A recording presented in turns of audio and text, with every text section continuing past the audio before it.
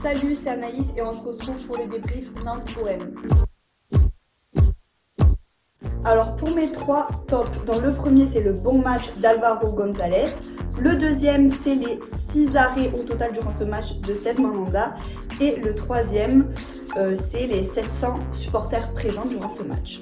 Pour les top 3, on va commencer par parler de Steve Mandanda, qui a été magistral hier soir. Franchement, il nous a fait 3-4 arrêts, mais de ouf. Je pense que sans ça, on serait reparti tout simplement avec une défaite. Ensuite, on va parler de Gustavo, qui semble avoir repris goût au jeu et qui recommence à être la sentinelle de milieu de terrain qui, franchement, nous avait régalé la première année avant que Garcia ne le mette en défense.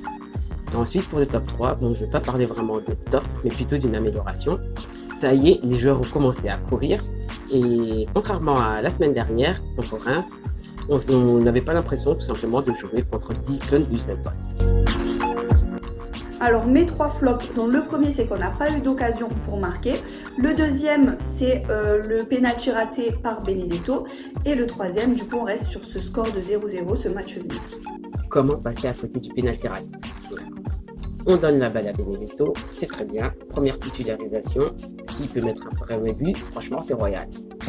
Mais bon, après, franchement, il n'a pas réussi à saisir tout simplement sa chance. Il aurait pu la tirer au ras du sol, il aurait pu la tirer au milieu, il aurait pu faire le pénalty de bâtard. Peu importe, moi franchement, tant que le ballon rentre, ça me va. Mais le mec, il a tiré sur la mouette et c'était très décevant, vraiment. Ensuite, on va parler du manque d'investissement des joueurs. Bon, c'est pas nouveau, hein. Vous avez déjà vu que la saison dernière, il n'y avait pas de pressing, qu'il y avait peu d'actions de jeu, et que les joueurs ne se sentent tout simplement pas concernés. Par exemple, des fois tu as des centres, mais il n'y a personne pour récupérer le ballon.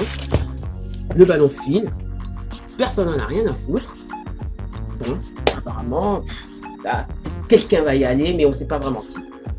Ensuite, troisième flop, ça m'a vraiment énervé, mais bon, on retourne dans les travers de la saison dernière, c'est le relâchement total en fin de match. De toute façon, j'en ai parlé tout à l'heure avec les tirs arrêtés par Mandanda. Donc, la défense était complètement à la ramasse. Les 15 dernières minutes, c'était un calvaire. Franchement, je ne sais pas comment Mandanda a fait pour ne pas s'énerver, parce que moi, je vois ça. Toute la défense prenne le tarif. Alors pour le choix d'Alébé, donc il reste audacieux, mais il n'a pas porté ses fruits. Andrés Villas-Boas, je dirais, franchement, il est pragmatique.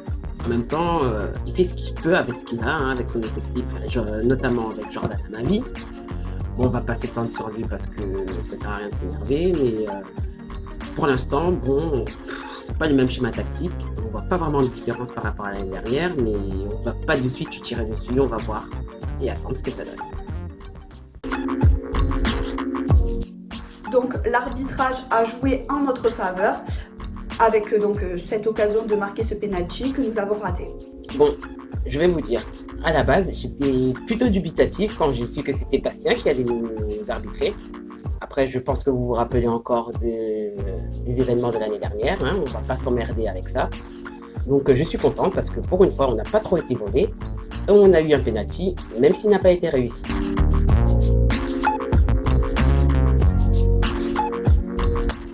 Alors pour ajouter, on reste quand même très frustré sur ce match, voire même énervé, sachant qu'on aurait pu gagner 6 points en 2 matchs alors qu'on n'en a gagné qu'un seul.